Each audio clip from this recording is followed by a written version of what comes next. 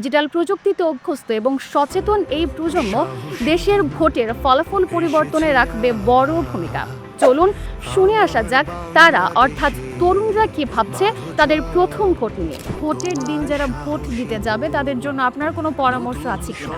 অবশ্যই নির্বাচনকে আমাদের একটা উৎসব হিসেবে দেখা উচিত। আপনি যদি ভোট দিতে না যান তাহলে দেশের রাষ্ট্র ব্যবস্থা সম্পর্কে আপনার অভিযোগ করার নৈতিক অধিকার আপনি হারাবেন। সবাইকে আসলে ভোট দিতে যাওয়া উচিত এবং সুষ্ঠু, স্বাভাবিক, সুশৃঙ্খলভাবে ভোট দিতে যাওয়া উচিত। এবং সকাল সকাল উঠে ভোট কেন্দ্রে যাওয়া, একটা সুষ্ঠু পরিবেশের মাঝে ভোট দেয়া এবং সারাদিন ব্যাপী সেটাকে উপভোগ করা। আপনারা সবাই আসন্ন জাতীয় সংসদ নির্বাচনে ভোট দিতে যাবেন। ভোটার স্লিপ সাথে অবশ্যই নিয়ে যাবেন। গণতান্ত্রিক অধিকার রক্ষা করবেন, গণতন্ত্রের পক্ষে থাকবেন। শান্তিপূর্ণভাবে ভোট বলতে আপনি ঠিক কি বোঝেন? আমি নিয়ম শৃঙ্খলা মেনটেন করে আমার মতো করে আমি ভোট দিব। নিজের অধিকারটা সুষ্ঠুভাবে প্রয়োগ করতে পারে, কারো জোর জবরদস্তি সেখানে না থাকে। কেন্দ্রে দাঙ্গা হাঙ্গামা থাকবে না এবং সব ধরনের উশৃঙ্খল পরিবেশ থেকে মুক্ত শান্তিপূর্ণ উৎসব মুখর পরিবেশের পর থেকে ভোট প্রদান করবে। তরুণদের কথাগুলো শুনলেন তো?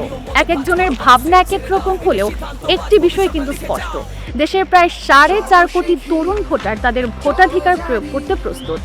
মনে রাখবেন, একটি ভোটই পারে আগামীর সুন্দর ও স্মার্ট বাংলাদেশের ভিত্তি গঠন করতে। চলো করি বুঝে ভোট দেই দেশটা